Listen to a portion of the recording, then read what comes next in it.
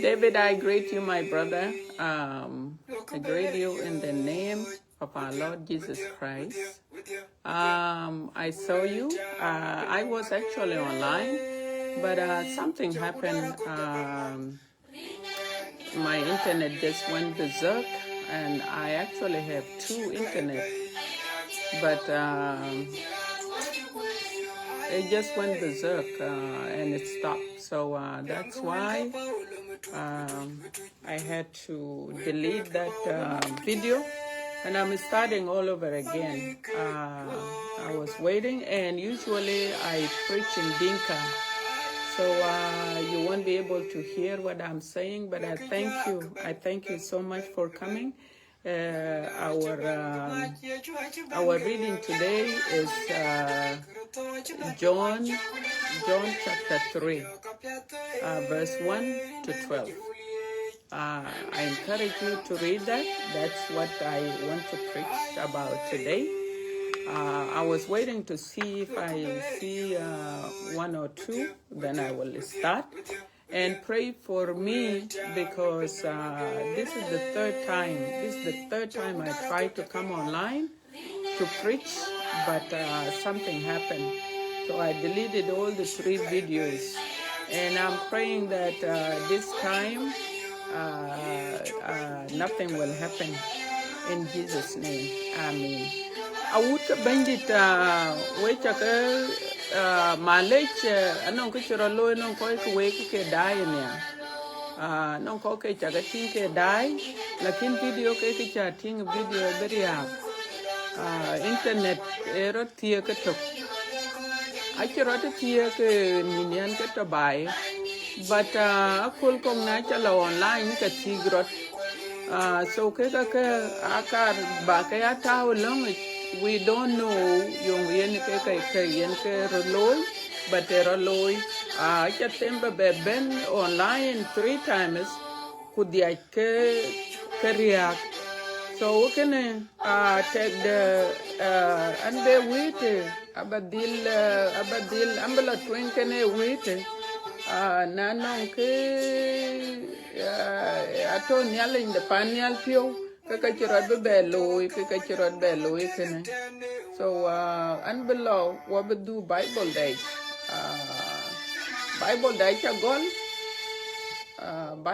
cha gol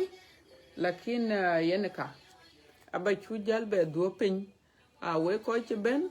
we cha kamot we cha kalor nerin ka un kuwa ku jong di laje chin ko ji cha katin but anong ko jalnge be bla daya le ku ko ngoter won ka loy ku ko kanin. So it is very difficult brand be ko yuben but ran chben and bla twin kan yin ena ran jamatene ne chole yang ajang ret ku ke bayen e ba Bible ba share kan week Bible den e kula atobung John matuj John chuk di te diak kier bu gol chuk ti ne tok kuloku ko ji chuk ti ne tier kuro ran che yu ko wabla twing alwel Bible alwel ran de perata yeto on chol Nicodemus ye bende judai golo nong ye chune werech ler ku yuk ye rabai wanye chin ka yin ye dupyuj ka yin ye dupyun chben enong nelik achira lew ke ka geika ne luoy chima lo yin ke tichin nelik to ken yin go ye chu duk te yin ya yong ne yi na chiran bere dit e ka chi chang de panyal e ka chi chang de nelik lew nangem oni ke dimot ti ya bran chidit be dita de lew duk na diet de manaj ku bere dit go ye chu duk e yin ya yong ne yi ya na chiran bidit ne piu ku ne jongdit e ka chi lo e chang de nelik belew kaya di ne ring yene ka ya ring ku kaya di ne jongdi de ne ka ya we do ne gay ne jam ene ne ya yin be di ne diet yom e put ti etak ku yin ya woping ku yete yen ben ku te yen lo ku yene ke ran ye di ne jongdi e yen ya woni ke dimo gam kuti ye bekene lewungu go yechu ber ti e yin ye dupin te Israel ku ke ka kawude yin ya yong ni ya woye jam ne kanyiku ku yuku koile ne ka chu ke ngim kuwe chelegda ye gam we chelek ka ke pinnum ku ka ken ke gam ku ba gam wude te leken we ka ke nelek wo ekene wer nelek ye do lek cái chú quên tên này cái Bible đen bên qua giảm thì này có là qua vụ cái nhà lấy cái anh kiến qua là twin anh ông cái tin cả bài share cái week rồi delete video twin này ku video twin này ayo acha be la tao ba la kor ku ka ba la chodway cái cả ban giảm tin anh ông cái chữ đoar aret ka lo ke war kor ku bu ke ni banye pa na war chen ben nyale anon ka ju che ka war ka ju che ka war ye pa no ka ju che ka war pinyam tong ka che ka war pinyam ku ka kor bi ko ka ni e kwon di dwar yene America yen ko ni pinyam ben yene UN ko ni e chaman yene lela ka UN America lela yene 75% te doro ku di ke mieta la bi ben ke yene ko create ben yene ko ni ai we ben no America ke yene rane pane era dwar alwele America ci pinno ma ci berba ko alwele ke so yen e pan den e chol America yen ka korb ko kwa ci goletene alwele korbe ka ci chata piati pane ka korbe ke chopen ku yen mane aya tinga ci bera fa di ka pinnum so ki yana ken lwele achan anon koy ko e ke ye UN ye ke yen midwar long Kenya ku long Uganda ku long Ethiopia ku jela even inside Sudan UN ye ko kon ka yen kaka achirut be bello kwa chirut be bello kurana chenam tiek min tenyen waraga yen ke te lere create ban into effect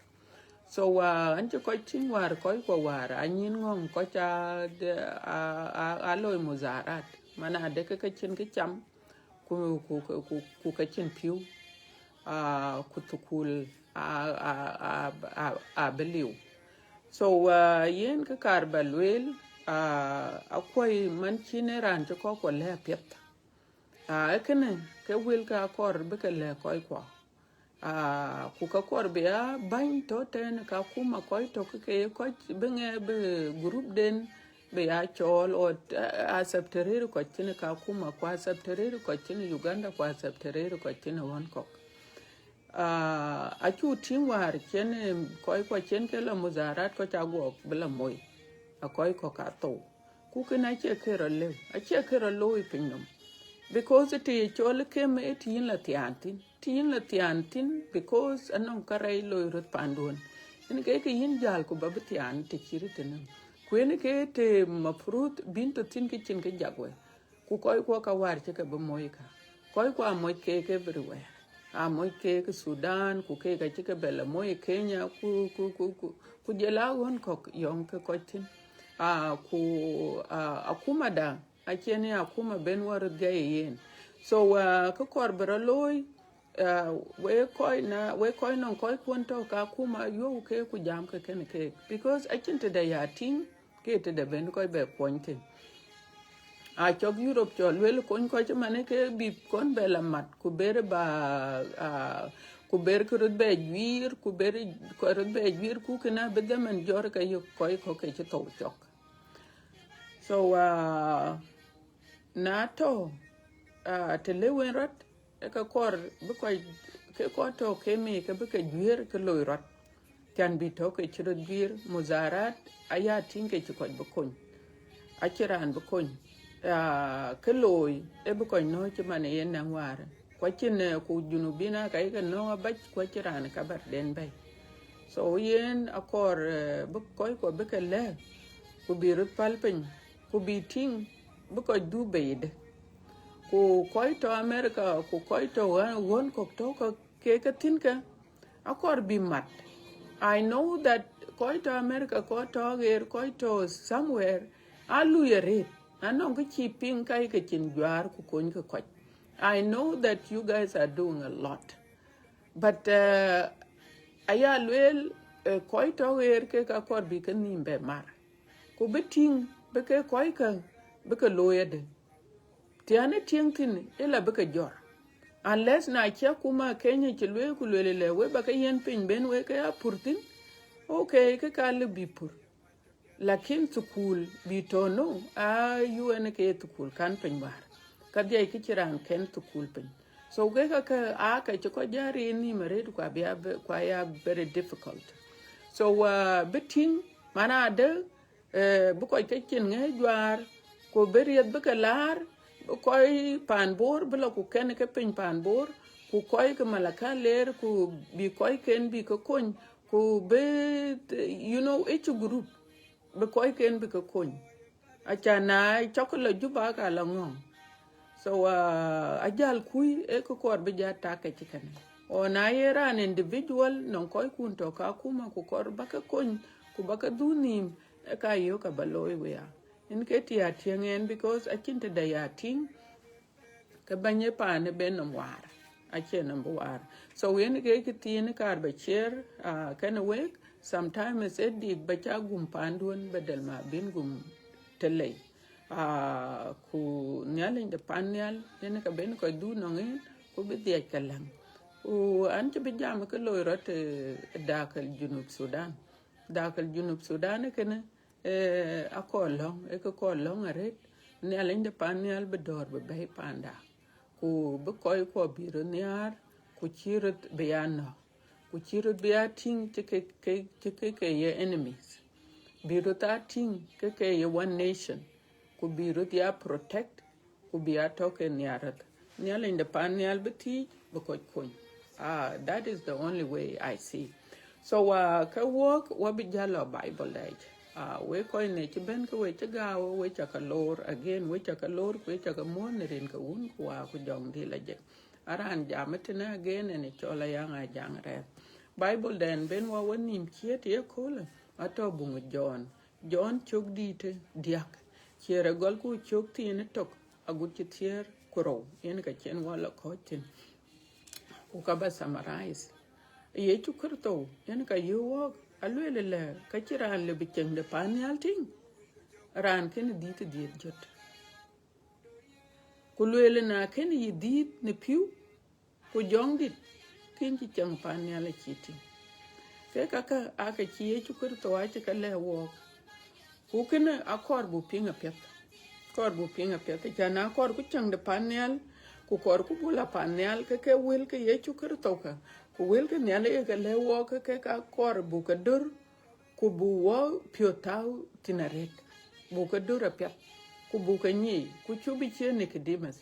Nicodemus wan bi ku tije chu kurto wa chi tije apet but won chen ye chu kurto bala duonam tine aken be ni on chen ye chu kurto le ku na le na ken ran di jut kaka chelo bi chang da panyal ting go le beran di chirmandien be jalbe du mane chede ku be jalbe di tade e kene etang emen ran ku ketang ran kunyale kuna yoku takula ku na yak won ko yenele che ene kaknel chake de chake de ene duorti chimane Nicodemus kwen ke choko ko but mane nyala in the panel ke kaka akor buka deti kwen ke yen wo ka share ken we ku ka ku akor nyala buka nyi acharane bana kor bla panel achiran kor be dongpin kula panel yen ke chi chu kurto chelwele ku ka chelwele won ko ache ye bi di jote to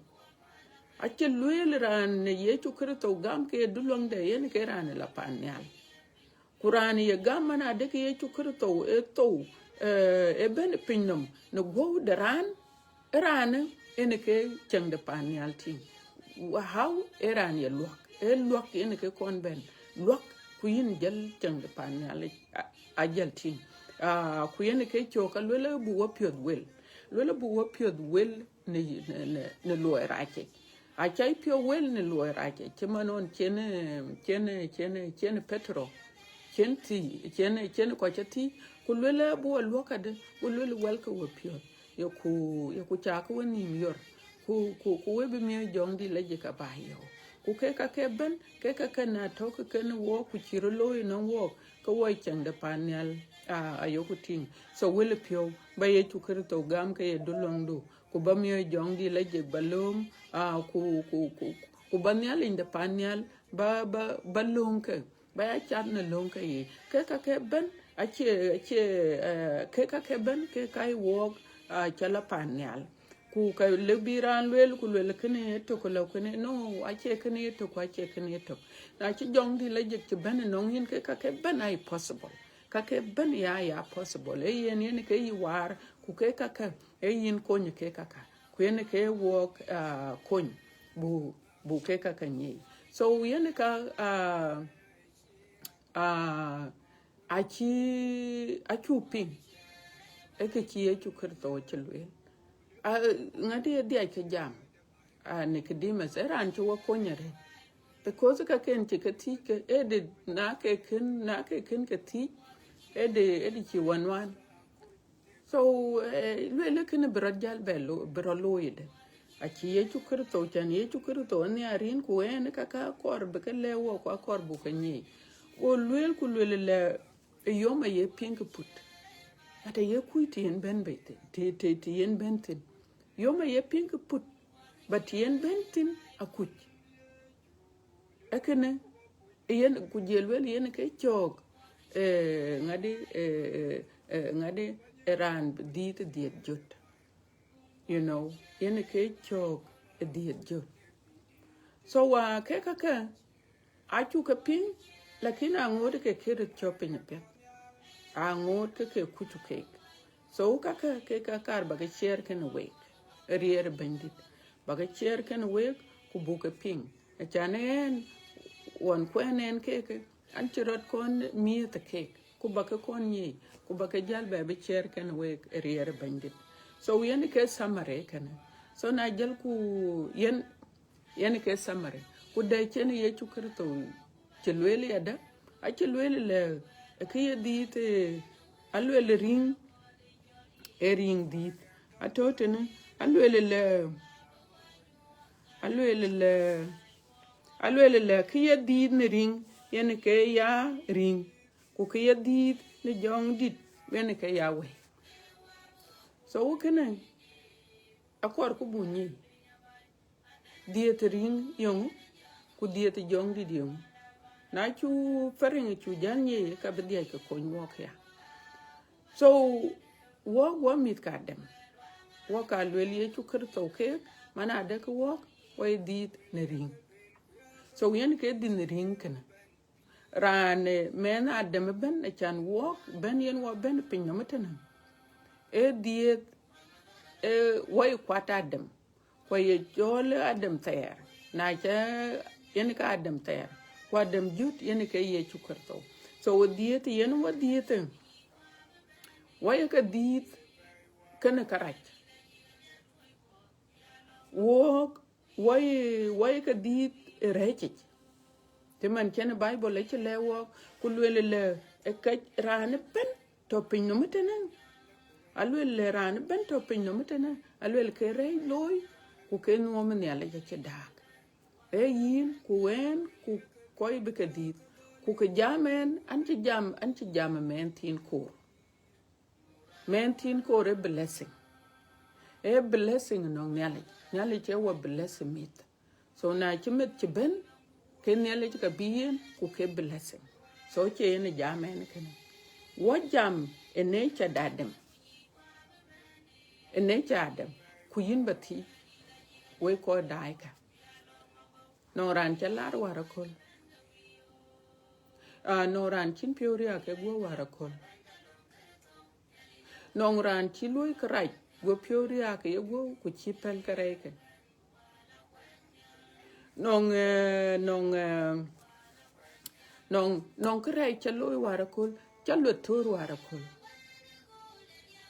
ino kor bayi lwel go la to chalo tor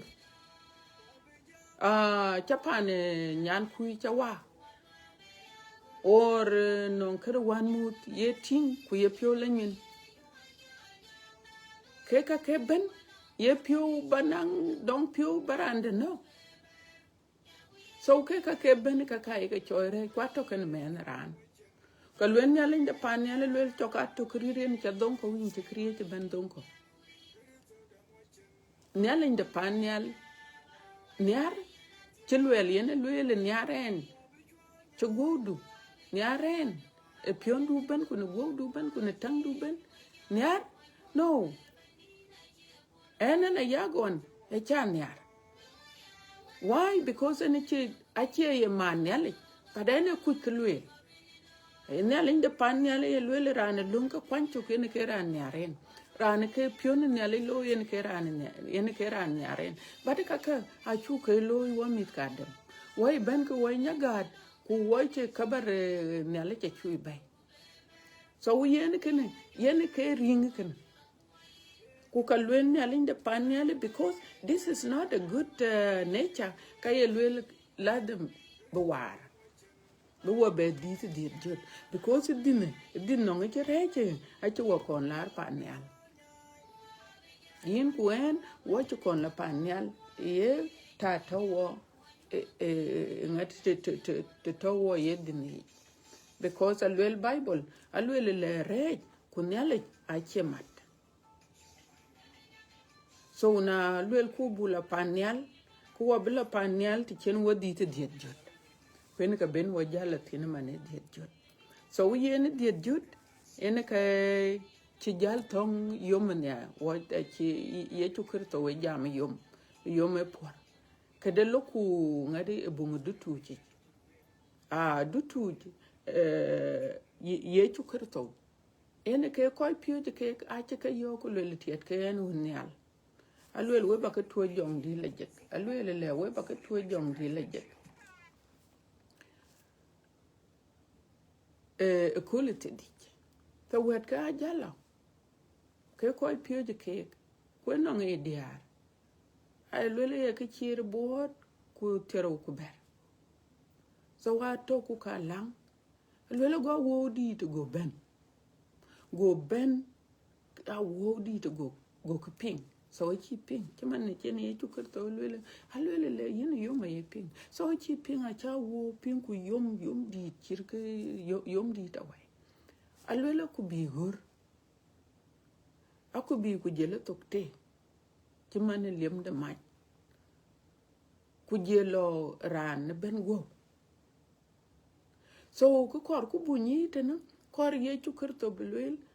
ku tiyana tiangtin is that Jesus ngade jong dile je a ci ben kay loy de yenyi ku ben yen ben yenyi so when chen leave ko ma chen ke rota ko gu ku kon ben when ke yom go wet ke go ko ngoloy ke ko winto alwel go ke jam tok ke ku ke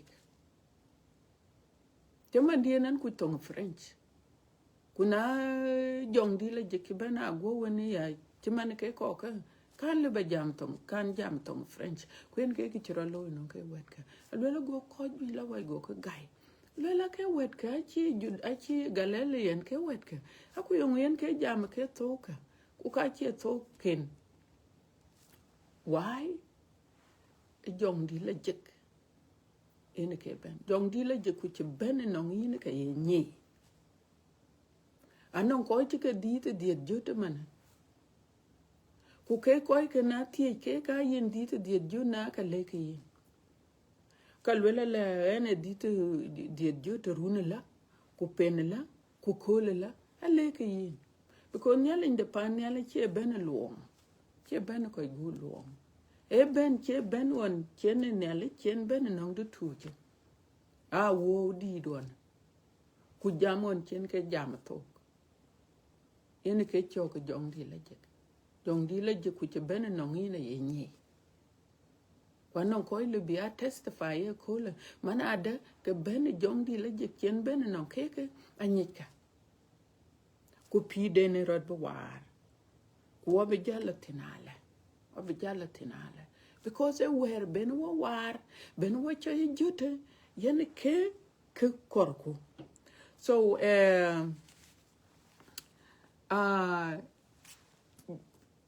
let's take this example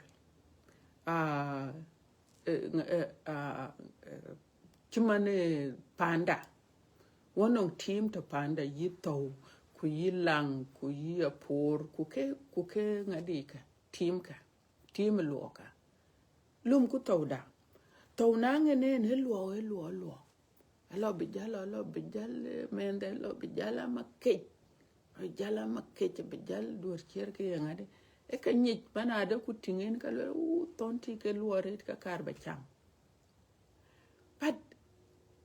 atoya ke luo ya ku ke tietia but e ke lun pin ku kanong lai che yinel ku to aye lai bi che ke cham achin lan lai bi che ai to aye ke cham so yo ngura loy nalin de panyal yo me ben akoy mani na rur ku mani en yo me chol yo me teno e ben e de men bi chu ben ke yom di tare bi to bi yak ken yi lang ku ke team ke bi ke yak twen ku la chien bi ke yak are ku na ye ke yo ngura loy to welon ke to ke mit ke to ai lun pin lo bi to lo bi team te on ta yom elon de cheloy aken ku ping e yom bono ku tekno ku bino but effect the yom a shooting e to a ke lel o ka lun pin so jong di la jik e tong elwele yen ke yom ayo bible ke jam yom jong di la jik ayo bible ke jam piu jong di la jik ayo bible ke jam ngadi maj jong di la jik ale wo ne kulula illa bu wadid na ken wadid ne piu ku ne jong dit ke chang de pan ya la chuting ye piu ye ko ayo ko ju che ye ke lwel te den lwel ke tin la kin ti ane tin piu won ken ye chu krto won ken te ke samaria ku go tinga samaria go ben go tinga samaria go yo ko be yen piu abi jam ten pata chi ye chu krto chi bele tinga samaria ku le na ni chen ran jam ken yin e ka yin piu ye pir e ka yin piu pir meaning that living water ku ti yana tin e yen jong di la jik lele yin ba to jong di la jik I send you Holy Spirit so Holy Spirit ku piu ai muhimma ret diete akira lebedi te chin jong kira lebedi te diet jut te chin jong di la jik ku diet jut yen ka koriye chu krto na walk yen ka koriye chu krto na walk walk what below a chokok Bible a chan buting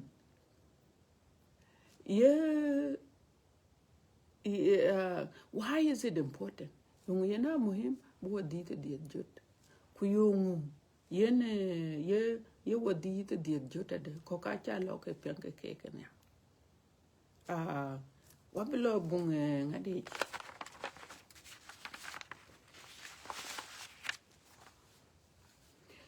anong example karba ka luili tena about diet jut anong bung koronto I can get tau in order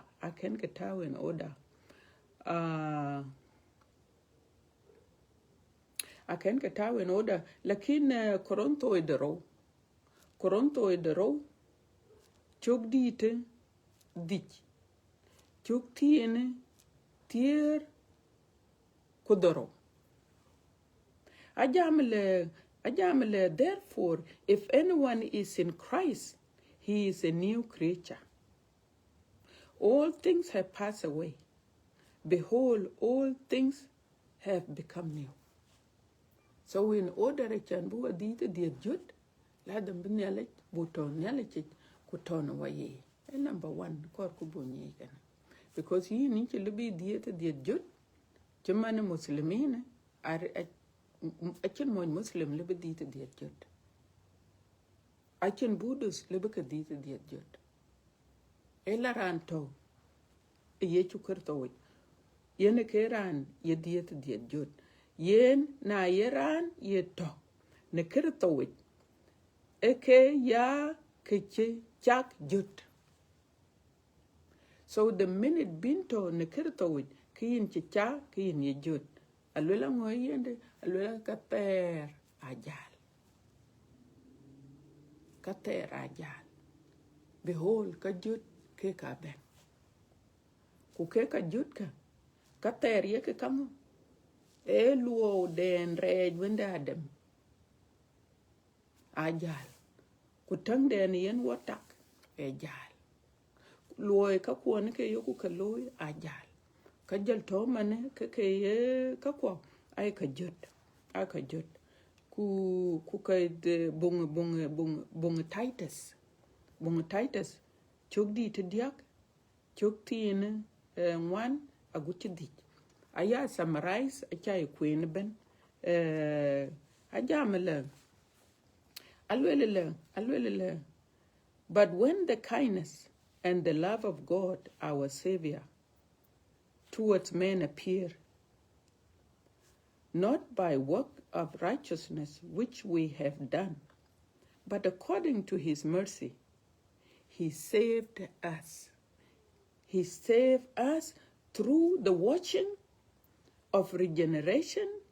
and renewing of the Holy Spirit. Jating? So, etongujing, alwela nyalej, e walwak. So, what happened walwak ekade? Din chen wadi te diet jut. So, lwak, e ben, e diet chen wadi te diet jut. In Christ. So, nyalej, e walwak, kukache luoy da. E kaj den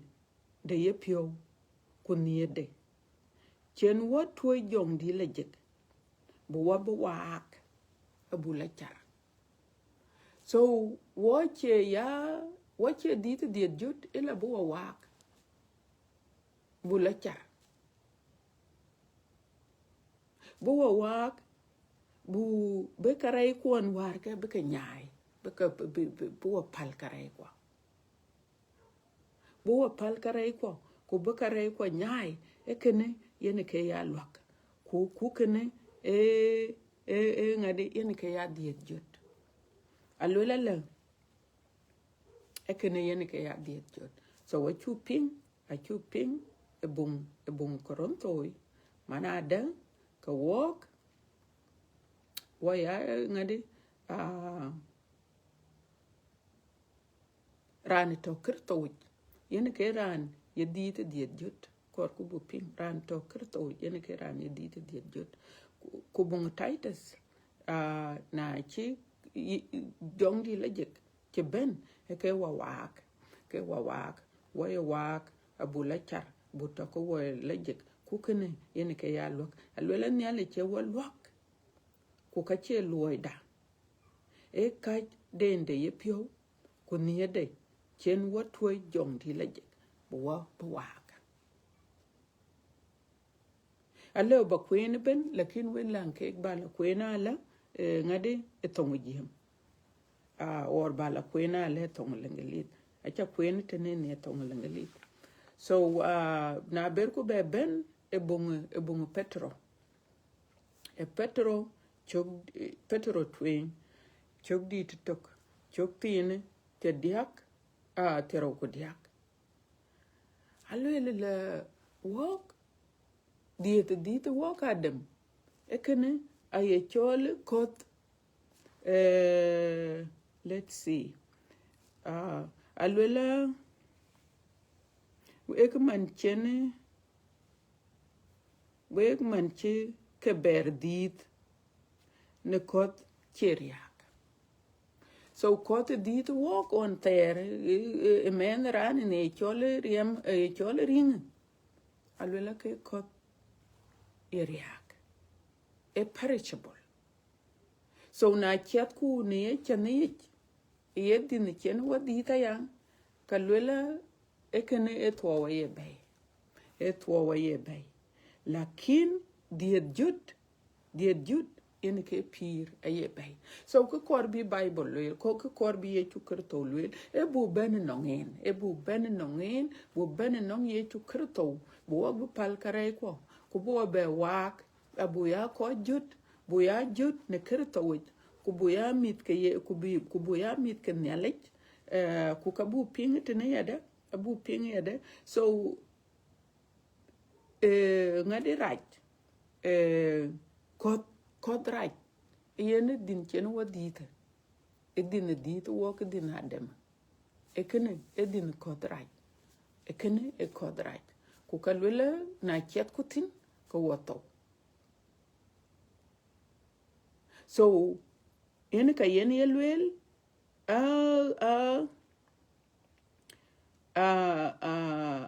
kod yene ka chol kod riak but kod che riak yene ke ye jongdi la jek yen wodit diet jot bungu John etene alwel tong lengelit alwel if you know that he is righteous, you know that everyone who practices righteousness is born again. Yenga ke chidita diet jota. Alwela na yake nyi kala jet eye chukurto. Alwela na yake nyi kala jet. Kanyaka iya. Rane ben ye lojik loy ya dit ne diet jota. So na ye chat ke ye lojik abi ko ting kalwela tengaranti ka ci nyalin de pan nyala ci war wala ranti lui ka pet ranti ran la jek taban wa ya la jeng de nyalin ne kër taw but jong di la jek yen ke wa bu koñ ku bo wa ka so yen kalwela ran ci dit diet jot ran alwela ran ben yalla jek loy ya dit ne jongdit ya dit ne jongdi la jek so ke ka alwel ke bata dia ke mat ke yala so nating ran ke chat del petet ran ci dit diet jot so ko korben wa ya focus achan Nicodemus wan bi yene nong ye chukurto ko te de no to entin eto ke banylum muk lum ku ke ko le wer nyale ku ke to ke bany Israel ke ka ko yon ye ke chol Pharisees so yen bata chating a che chukurto wi belwele ne ku le yong yin ke ka ku yin bany yin bany de ngade yong yin ke ka ku yin do piot ci ye chukurto ci jalbe leken te won ken ye chukurto ci yo ko le ke ka a ci ran abacha ci le ba loy eran bo nong yale ci chukurto ci jalbe le rod ba gam ko le en aneke ran ba panel ku ka ya ka le wek aka nyi ke lwel wa jam e ka chukating wa jam ka nyi ke so ye chukurto wa chi establish ten enong Nicodemus ana de ke ye na nyi klo ku ka ye ka le walk ayet ban Nicodemus to ke choli ran la panel badien ke chi ye chukurto bi yo ke ken dit jot ku ye ke chok da kien wa ke ka lwel chan aduwa madino manam walk choka na yako on chate en derache atigrane en bala panyal ka la en la panyal ku an karai loy batiche lo an man chan man yan karai loy so yen ke yen ding mita ka ko ke ka bu ke pinga pep na ye ke ting ke token yin ka kor ba pidu be char ku ben yale be chol ko pio vin ya le ko be ko chu be chen Nicodemus e chiron nge yu ke ran la pan yal ku ka lui e chiran e to ba e lui ku ke ka ke ban ke lo but achen ke nyika ai ye chu kur to wetok en ke bo pan yal ku en ka bo chi un tuo ku bo be le lo ku bo be le ka kon yal ke so ke ka yen ka yen piat bonyi yo ko dita de jut yenga ku ye yende so utene ya de bungu John twing chungwan ajamla ku ketin ko ka ba kwen tong langlet alwel beloved, let us love one another for love is of God, and everyone who loves is born of God and knows God. Chatting, young children, alwele na yakaroniar, tiyen weroniar, alwele biko nyali chenir. Kayin chidita diet jot. So now you grana manarana lu karat kukacha konyar le balwele rane dita diet jot. No, because yen ke chi Bible chilwele. Alwele ke ran e konyar when you love one another. Chumanin walker sano. Walker sano elwele burutanyar. E Bible ke lwele e John twing chugdite one. Na gol chier chukti ni doro abala gore leben kaloyo alwele buru niar kuna ekresano ma chiro te niar ke kanon ke wrong because a chie chukurto chi Bible che le walketen alwele beloved, let us love one another yokuru niar because niale che niar. And everyone who love kuna yenir ke yin chidita diet jot. That's how you know that yin chidita diet jot tin ko near ana chi ko near ku tatangi ku tore ku ke ye Bible ka le wo ka go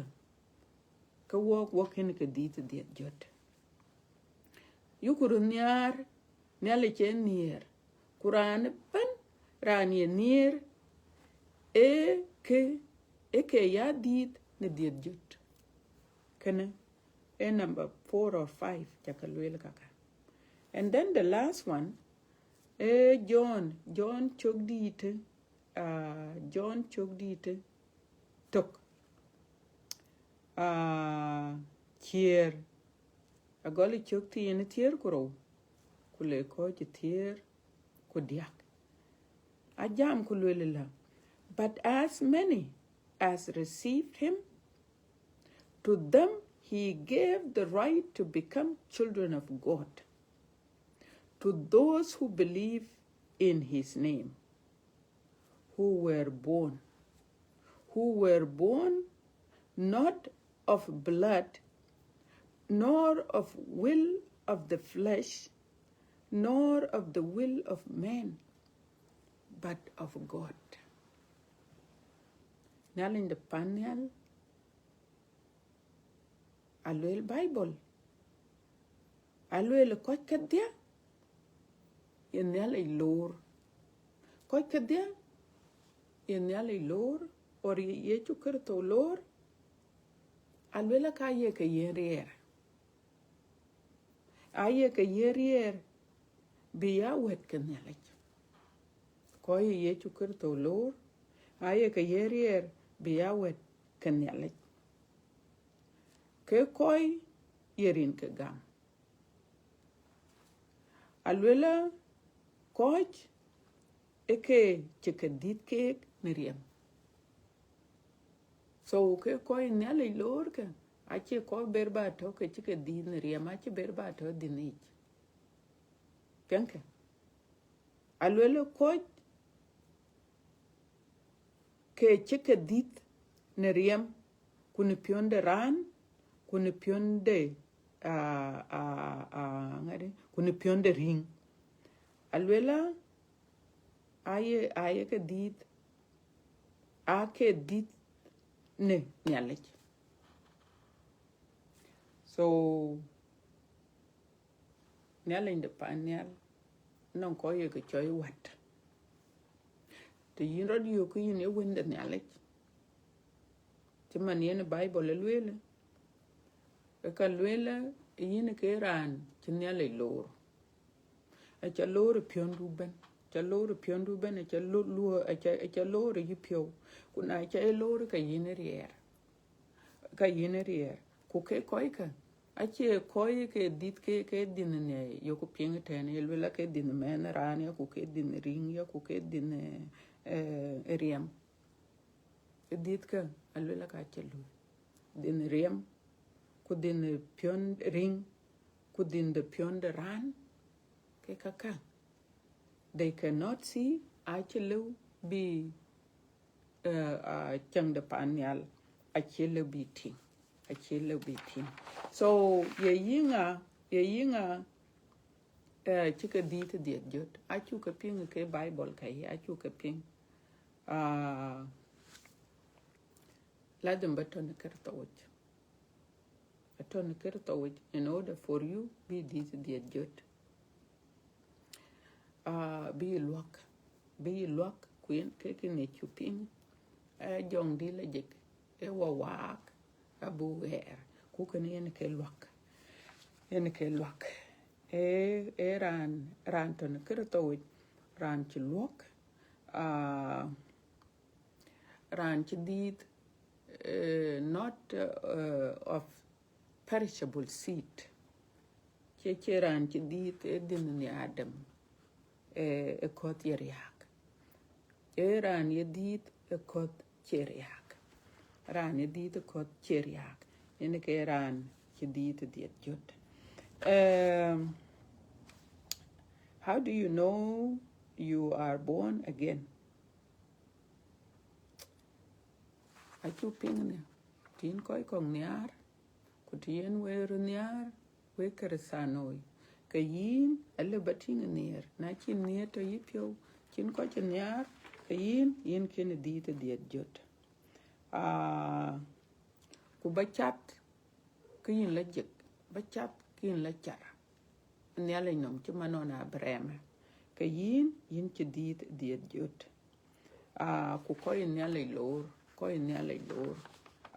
ke yin chi dit diet jot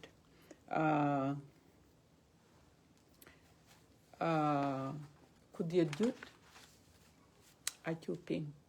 lola ke very important at very important at achi Bible ke lola ke very important at ke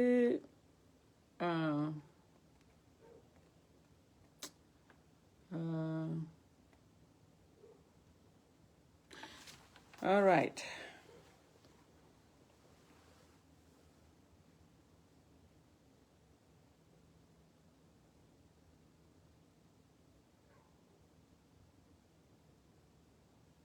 So yen diet jot e bi war e bi chu war ku bi chu wak ku bi kater bi kater bi ka chu nyai ku bi jal kater bat ke kaka ay relo ti chin ben nong nyalech ay relo ti chin ben nong nyalech you must walk in the light as he is in the light. Let's see. Wa go chele bu chat cholech kor ko bu nyi kan in chele ba chat cholech ku lele yin in chi dit diet jot e kana chara law aliw e kana achirat kon lew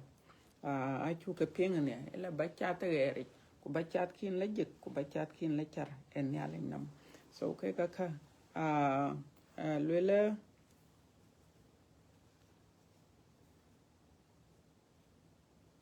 Nyala in the panyal and yarin kuen.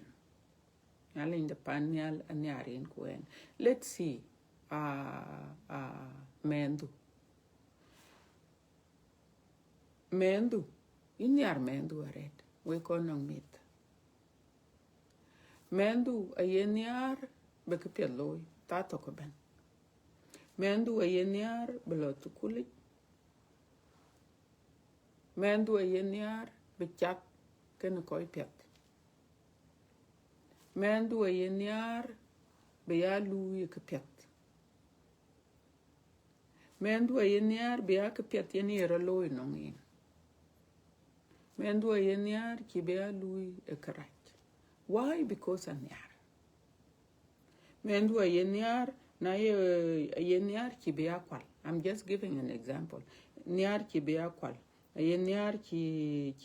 beya chat ken koi right ku bi ko chala no. Ayen yar ki beya gang member. A ki kor be ke ka loy ka dia. Ku ke ka ye ka le mendu ka. Ke ka yen yalin de panel ka le yin ko en. A che ka jedid. E yin ke ka jala lum ku jal ka le mendu. E yin ke ka la lum ku jal ka le mendu. Ku le mendu dune ken loy. Because ken anyi ke karat. Ku yin ke chok ni alin pir. Anon ka yo ku ka loy ku kai karat. A ke yin yo kwen. Ka wo ko ipin no machan chure dire rete non wok. Ku jela you know ku chen waka kan yale ki do deti ka yen met yen ka yoku bela kor biala lui ka pet met a ye kor red be ka pet loy but ku ke ka ye ka le mete a che ka ku ai long kan yale ke ka ye ka le mete angai kui da women yen ka yale batai long kan yale ke ka ye ka le mete kwen ke chok yale pir ai long ke ka ye ka lekin ke ka ye ka lekin but a pet pa ke long ka bu ka ya loy ku bi mit be ka ya tin ke loy ke ka le mit ale ke loy so met there was something that I wrote here. I hope I'll find it.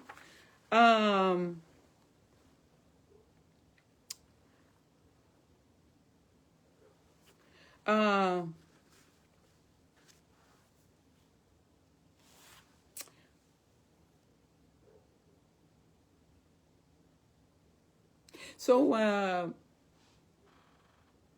you are already yin loy ka pet kin mendu yok ba mendu jon ki kra ki beloy ku yin you already yin loy ka pet yin one mut yin jon ki kra ki beloy but yin ya de do not don't wait because ke rolloy a yerana yen yar baranda bele ka pet but yin a ki korba don't wait a ki korba dungwe a korba ke ka baka loya da korba ke ka baka loya da a go che dungwe che manon yene ngade pole lwel alwel le anto kor ke ka ya ka lewe but korba ka loya chan ki bedung a chan ki bedung kien let's see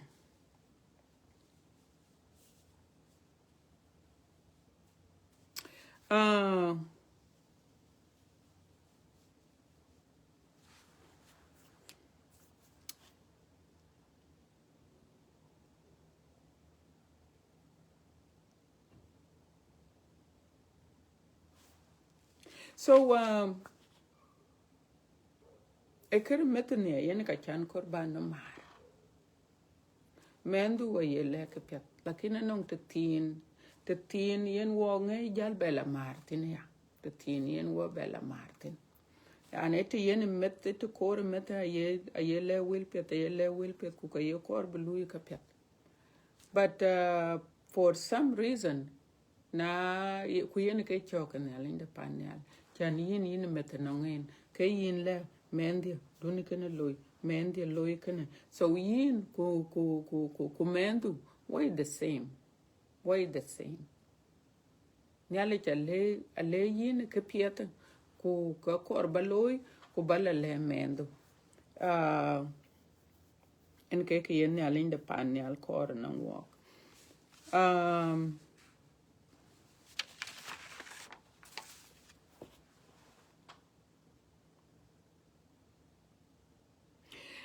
jong di la jik wa wut ke ne lich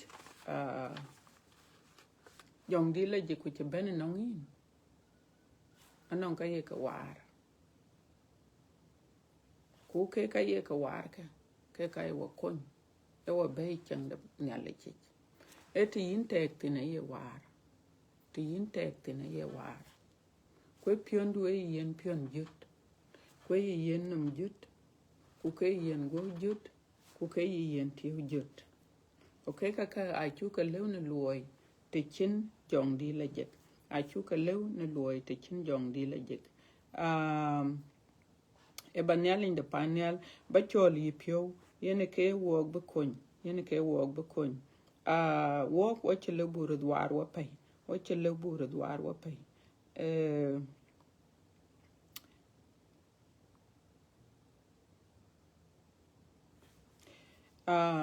anong kai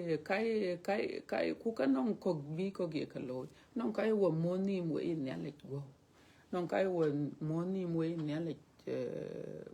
bu ka ka ne le bu ka lo ya de jong di le je ke wo be ko nye ke ka e wo ko nye ke ka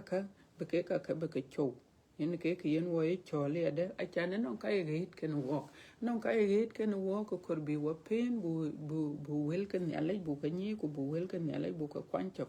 yen jong di la jik ku che ben not only bu di te di jot but ke kai wo pen bu nyale bu nye a e wo bu ko nye ke e wo bu ko nye ke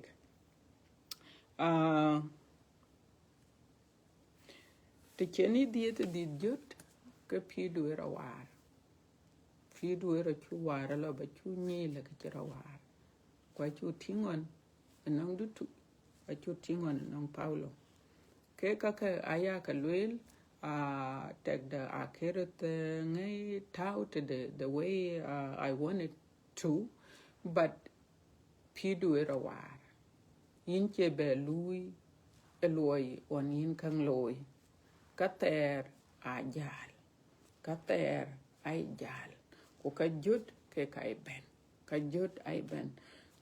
aka ye chu yu mana de ke yin pidu era war ko ye ko ka ye ke ni a ye ke ting mana de ke pidu era war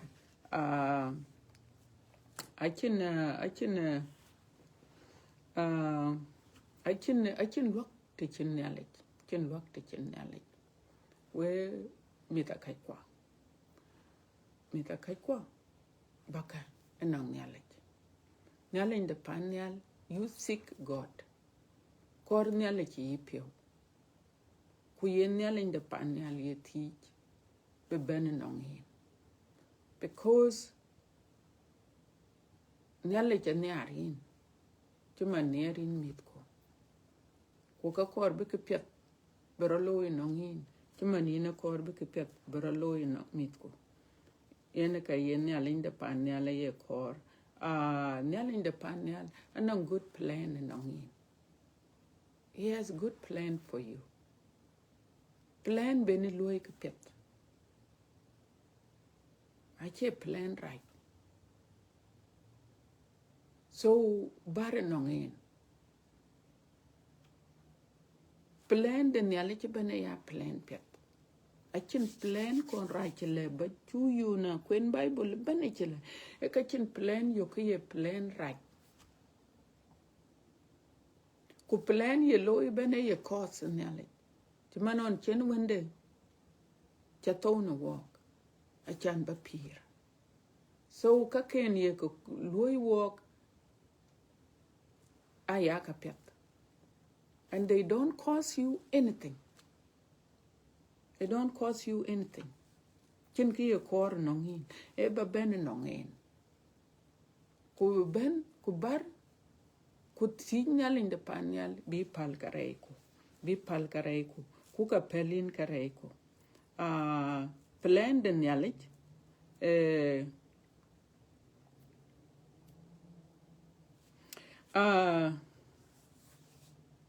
e ya ke piet ka ye kor no ngin so na bar no ngin ne ale de pan ne ale ka lui ke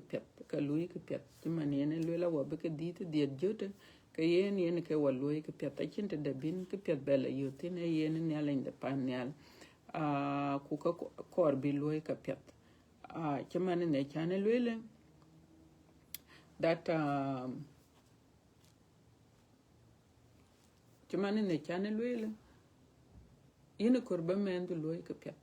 or mit kwa ye kor ba ka lui ke piet yin ke chok de ne ale de pan ne ye ne ar bi lui ka piet du ne mar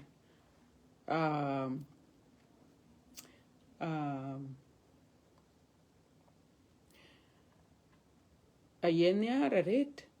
yi nin wun met ku yin man met be mendu bo wel ku ya ping an ya ret na ye mendu ye wel ku ping ke men yin pio mi ret ye go allo ba woy ken ko le ba yen ken ko le ba yen go ku ka le ba loy ka pet why because they will go aye ka ping he listen to you a yen yar be mit ku bi ping tok a yen yar be mit ku bi na non ke chalwel ke biya gam ku loy ka a yen yar we ya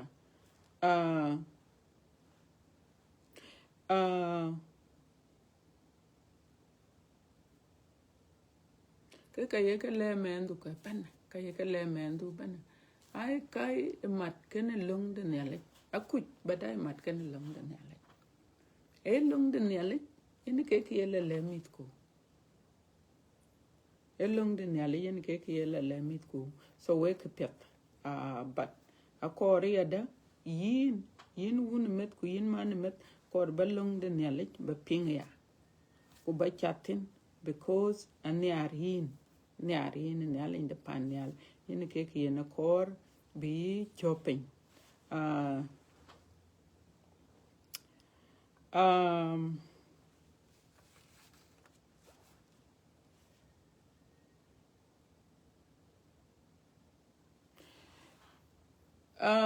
so chuman yin kor bin ale in the panel yoku kor ret or yin wun met ku yin man met kapia dia ke kor men du ke ka yin ale in the panel ka korin so yin na kor bu ben no nyale on nyale cholo wa piot on nyale in the panel bo wa beloy ka piet ken ka ke piet ye jong di la je ke loy yen wa cha dit ke tiet jot bare no ngin ku ka bin bi cha dit diet jot yen ke ko wak yen ke ko chala char ku ke wa nyai e chan re che diet re cha dem yen wa nyai tin ku wa bay e chang den ya le che so wa wood kan ya le aya chole lwel ta to ku ban ba ya long e ko ye wer ya le lwel ku bu ya long rot ayu gran ye ti ye ran ye tin ke ye ran pet ye ti be ya long yi na chan long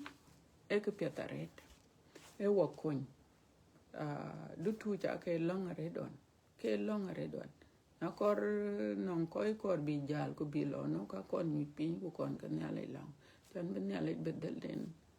be chalao ko ben ya le bedel den be ngade bi te ka pet delit kwen ke chokda wa wood kan ya le ya ka long ret ka bi jalo ret there's so many things lo ret mane pinam an chukur ba coach riachi but spirit jong ra cha topinam spirit jong ra cha topinam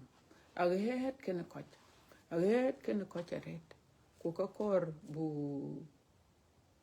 bu benenong nyale jan nyale de panel yen ke ka yin la ye ka tiam aye ka tiam ke wil yo ku ke le we ka a chi joga chi ke kor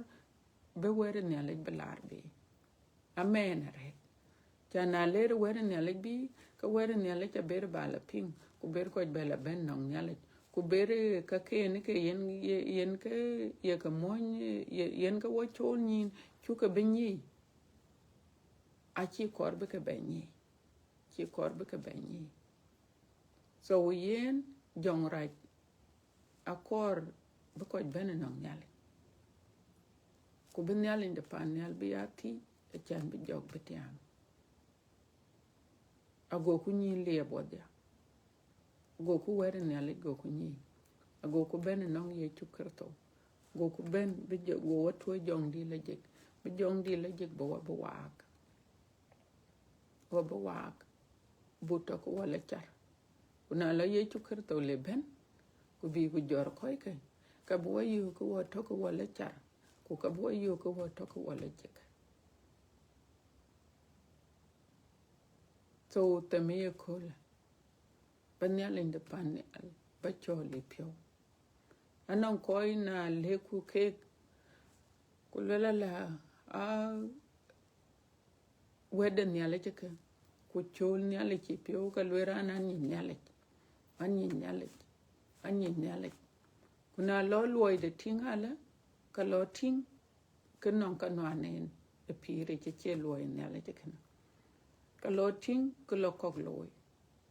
so mi da kai ko e choka koy ko walk your bible will sometimes we don't even hear from God but kokayuku kaloye rierpio once in a while kuwe koi a koktogon kon yakan yale chol all the time be ben piot koni be kon yen ke ko kor nyale ke be jallo kan we ke jem wo kan e diet jot e ko dita de e diet jot ay ka dita piu ku jong dit ku diete de na dem kan kawa lela e diet right